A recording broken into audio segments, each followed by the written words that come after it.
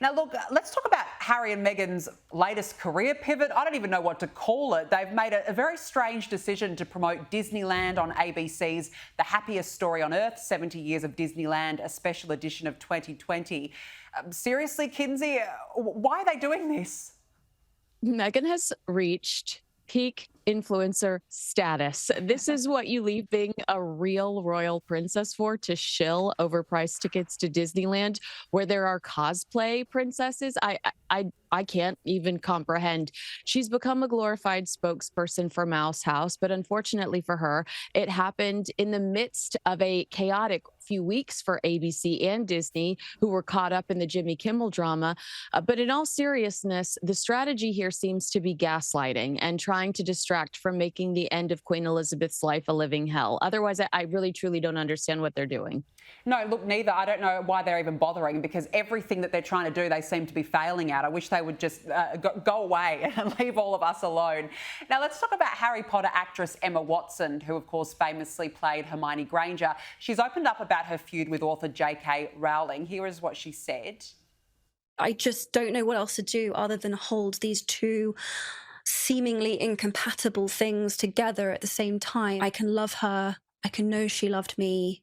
I can be grateful to her. I can know the things that she said are true. And there can be this whole other thing. And my job feels like to just hold all of it. Kinsey, this feud started over J.K. Rowling's position on trans people. What do you make of these comments now by Emma Watson? When she says her job, I'm like, what is your job? Because you haven't made a movie since 2018. We know she remains an active campaigner for climate change mitigation and has spoken out in solidarity with the people of Palestine. Is that your job now? Maybe Emma senses the cultural shift, or maybe she just decided to stop biting the hand that feeds you. If sincere, this is a growth and maturity that I think we should applaud. But again, she has been critical of JK in the past. So I'm hopeful that this is genuine. Yeah, well, time will tell. Let's see what happens. Now, Kinsey, accused killer Luigi Mangione has accused Donald Trump of preventing him from having a fair trial. Why is that? Okay, so a judge cautioned the Justice Department officials that public comments about Luigi could be jeopardizing their federal case. Posts on social media by two senior DOJ staffers appeared to directly violate rules against publicity, I should say, that might jeopardize or influence the jury pool in this health insurance CEO's murder trial. I don't have an opinion whether it's right or wrong what those DOJ members have done. But what I will tell you is I have very little sympathy for Luigi. That makes two of us, and I'm sure many more out there as well. Now to revelations that two individuals are doing all they can to make money off Charlie Kirk's death by filing trademarks featuring the late Conservative's name.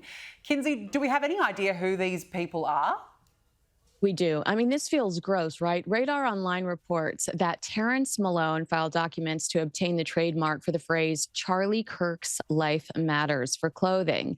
And a second application was filed by a woman named Jasmine Wong. That application asked for the right to use Charlie's name to make everything from dresses to pajamas, even kids' clothes, like for babies. Sources close to Charlie's camp are obviously disgusted by the attempted exploitation. There is no connection between these individuals and the Kirk family, but thankfully Charlie's estate would have to agree for his name and likeness to be used. But it just kind of disappoints you in the world, doesn't it?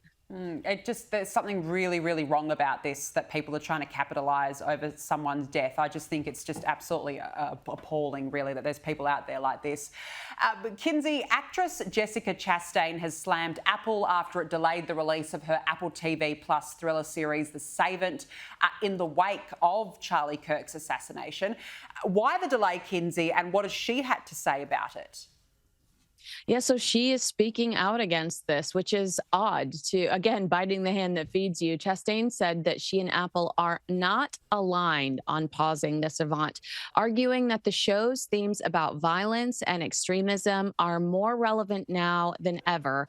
Now, Apple hasn't announced a new premiere date yet, but maybe they know something that she doesn't. Perhaps audiences weren't impressed and they want to go back and edit it, or perhaps there were threats made and they thought it's better if we hold on to this for a little while and allow things to cool down. I think she might have spoken out a little too soon here. Yeah, look, I think so too. I really would have bit her tongue if I were her, because you don't want to put the networks offside, that's for sure. Kinsey Schofield, nice to catch up with you. Thank you so much for joining me on the show this evening.